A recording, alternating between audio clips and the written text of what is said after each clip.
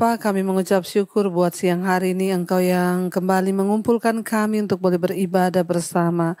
Kami mengucap syukur, kami percaya anugerah Tuhan senantiasa ada atas hidup kami, melimpah atas kami. Terima kasih Bapa, kami semua membuka hati kami bagi kebenaran firman-Mu. Urapi hamba-Mu yang tidak ada apa-apanya, urapi setiap kami. Di dalam nama Tuhan Yesus, kami percaya firman Tuhan sanggup mengubah hidup kami. Dalam nama Yesus, haleluya, amin, amin, amin. Iya, shalom saudara, kita berjumpa kembali di hari Minggu ini. Tanpa terasa, ya hari terus berganti, bahkan bulan juga terus berlalu. Kita akan sama-sama terus saudara berjuang. Mari kita berjuang saudara ya, sebulan demi sebulan ya, jangan biarkan hari-hari ini lewat tanpa ada kemenangan-kemenangan dari hidup kita. Ada begitu banyak pertempuran di depan kita yang harus kita lewati, tetapi ya kita harus menang melewati setiap pertempuran itu. Ya tidak usah berpikir yang muluk-muluk, yang besar. Setiap hari saja kita mulai menghitung bagaimana kita menang atas setiap dosa, bagaimana kita menang atas setiap pergumulan, bagaimana kita menang atas setiap amarah, kita menang atas kepahitan, kita menang atas kemalasan. Ya, saya selalu berkata, coba bikin data. Bikin data apa yang harus kita benahi dalam hidup ini.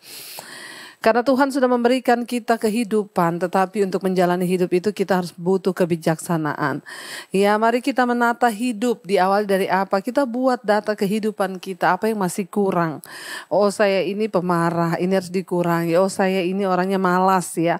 Maka tahun ini saya akan mengurangi kemalasan saya. Saya mau menjadi orang yang lebih rajin.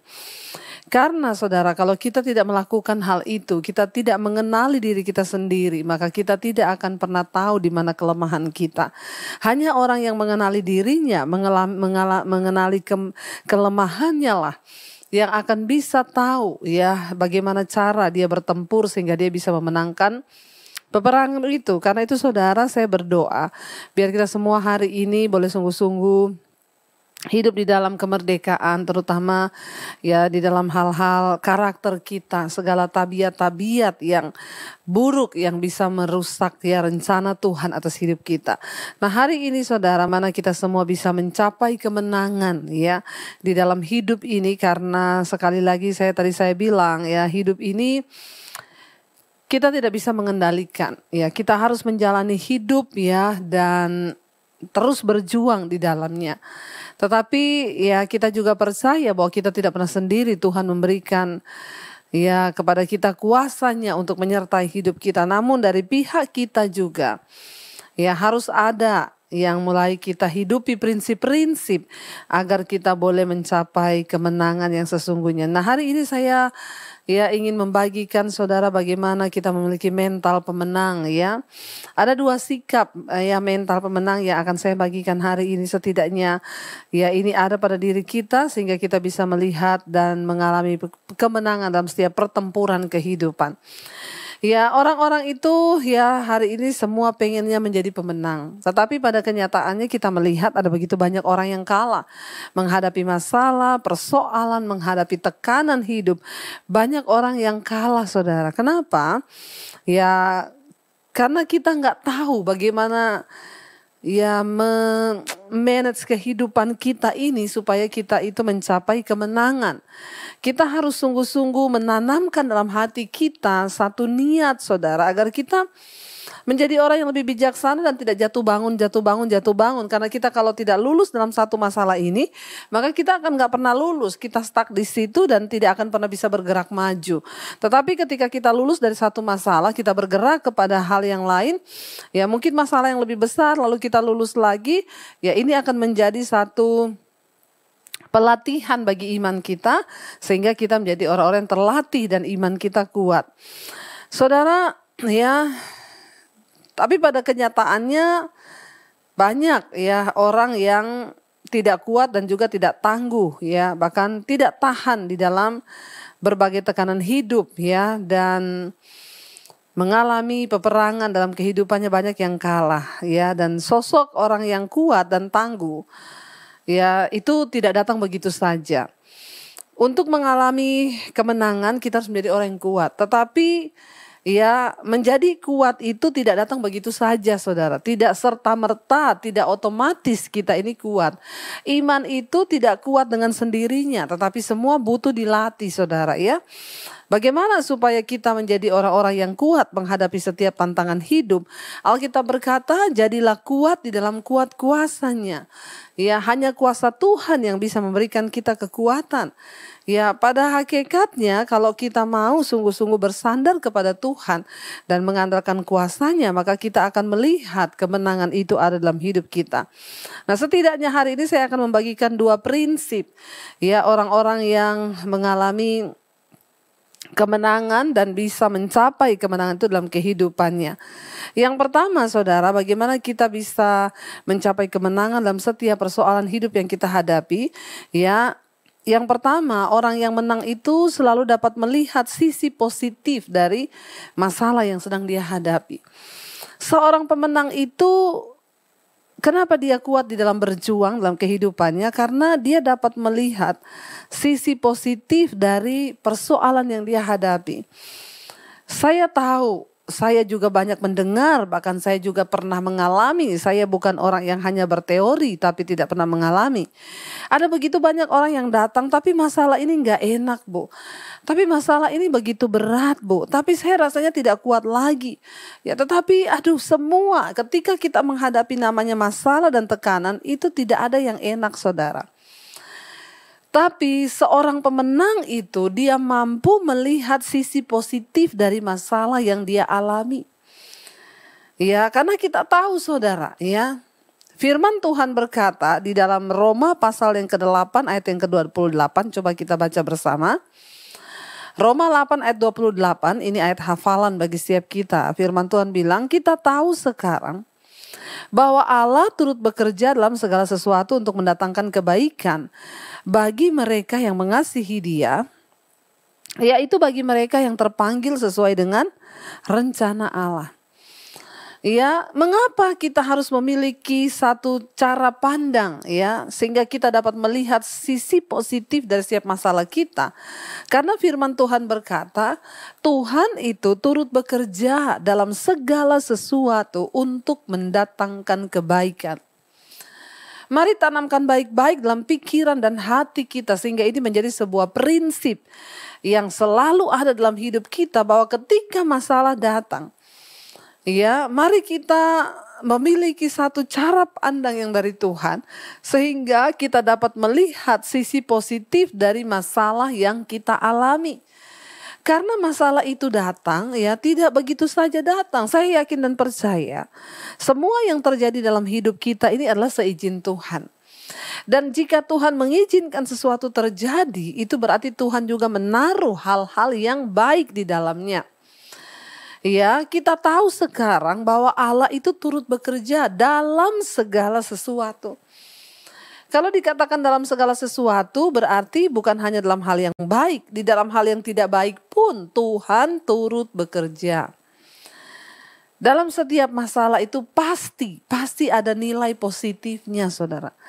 Walaupun hanya 1 ya atau berapa persen, 0, berapa persen. Tetapi selalu ada sisi positif.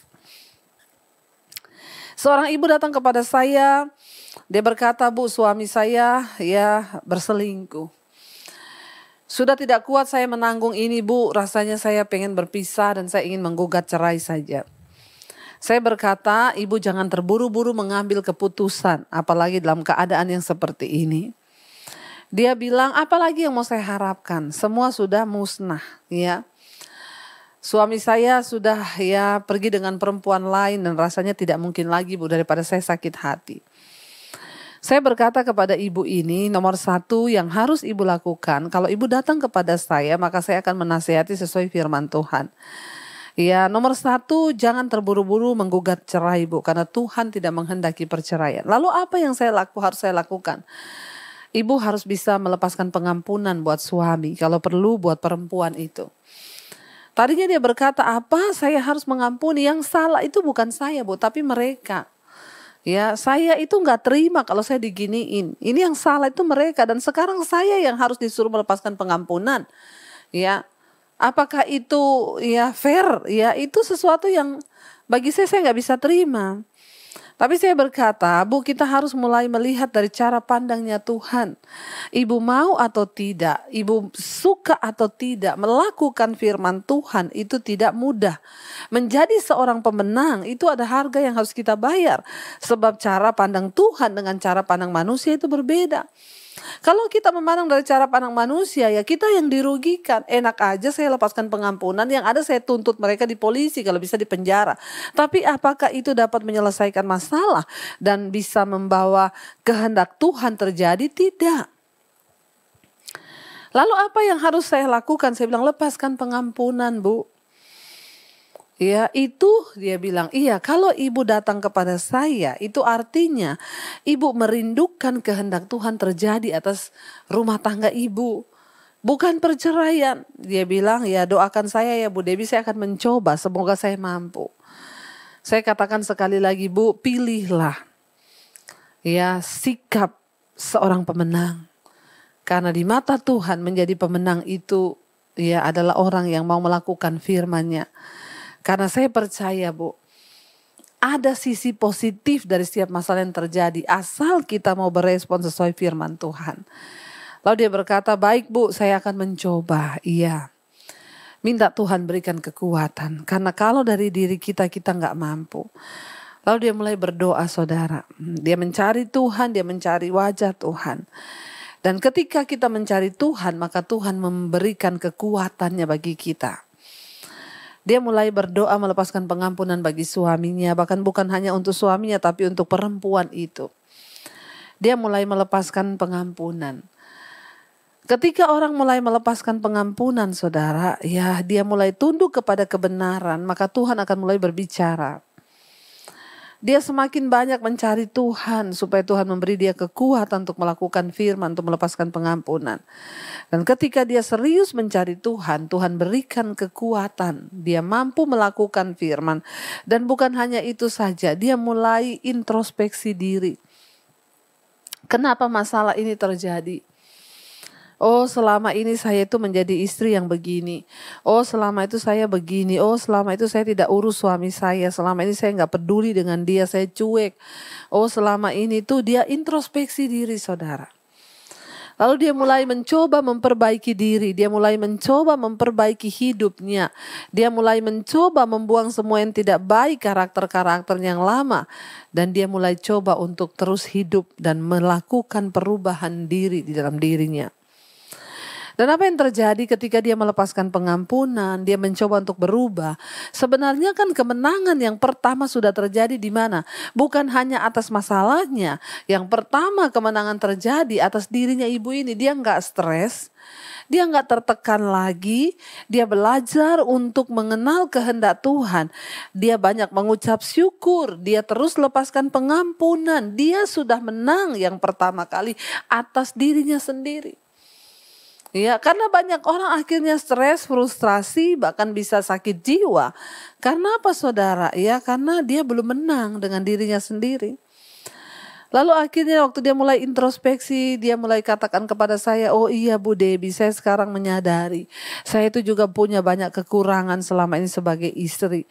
Ya, ketika saya melihat semua masalah ini, ya tidak serta-merta itu kesalahan suami saya, tapi banyak kesalahan saya juga. Dan saya sekarang dimampukan Tuhan untuk terus melepaskan berkat. Dan saya sekarang hati saya bahkan damai, Bu. Saya terus meminta kepada Tuhan agar suami saya satu saat bisa kembali kepada saya. Ya, saudara, masalahnya belum dijawab, tapi ibu ini sudah menang. Kita melihat ada begitu banyak kekalahan terjadi, saudara. Kenapa? Karena kita nggak mau meresponi firman Tuhan. Kita tidak mau melihat setiap masalah itu memiliki ya sisi positif, bahwa melihat ada sesuatu yang baik dari setiap masalah itu. Karena setiap masalah yang datang itu pasti Tuhan izinkan untuk membentuk ya dan memproses kehidupan kita menjadi semakin baik lagi. Itu yang pertama. Firman Tuhan di dalam Amsal pasal yang ke-18 ayat yang ke-14, saudara, kita lihat. Amsal 18 ayat yang ke-14, firman Tuhan berkata begini, orang yang bersemangat dapat menanggung penderitaannya. Tetapi siapa akan memulihkan semangat yang patah? Orang yang bersemangat itu dapat menanggung penderitaannya. Tetapi siapa dapat memulihkan semangat yang patah? Kalau semangat itu dalam diri kita sudah patah, siapa yang bisa pulihkan? Dengan kata lain, tidak ada orang lain, tidak ada sesuatu yang dari luar yang dapat memberikan semangat kepada kita selain diri kita sendiri. Orang yang bersemangat, yang dapat menyemangati dirinya sendiri, ya, dia dapat menanggung penderitaannya. Ini sudah satu kunci kemenangan.